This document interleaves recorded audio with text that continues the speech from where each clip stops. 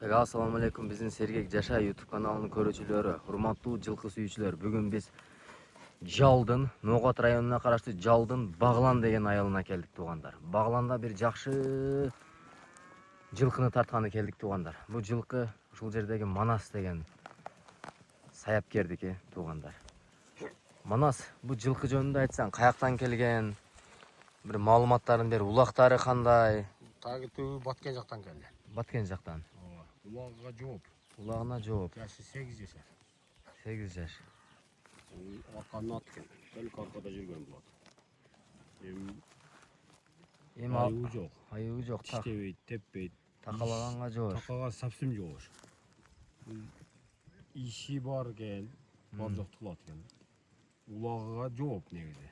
Алган адамга улагына жооп бересиң, э? Алган адамга улагыга жооп берем. Болду, ушуна токтотуп туруң эле. Мына туугандар, атты көрүңүздөр. Бул ат ушул Баткен тараптан келген экен, ушул Манаскач улагына жооп дейт, аркага иштеп жүргөн экен. Мына туяктары бардык таза. Путу колу жеп ичиши жакшы, а Манас? Жеп ичиши, путу колу бар жогу жайда. Мына өзүнүн эле кара байыр жылкы экен, мына кабагына карагыла туугандар. Өтө кабактуу жылкы экен. Бою кара пут кол тартып. 1.50дөн жогорураак окшойт, а? Бою ошо 1.50дөн жогору. 1.50дөн жогорураак экен. Өтө жерге жакын иштеген. Жашыны 8 жаш дедиң, а? 8 жаш. Жашы 8 жаш экен туугандар. Мүнөздөрү кандай экен да караганга? Өтө жоош. Өтө жоошпу? Өтө жоош. Эч айыгы жок. Айыгы жок, а? Кичине бастырыңа да аркасынан тартып коелу. Ылдыйдан бир чабып коесаң. Мына туугандар басыштар. Быйыл бул атын келгениге канча болду сага? 1 апта болду. 1 апта болду, а? 1 апта. Гарантиясы менен келди бул. Гарантиясы менен. Чабып коюң өйдөгө.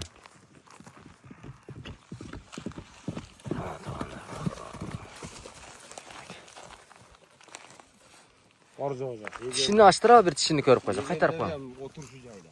Кастырат.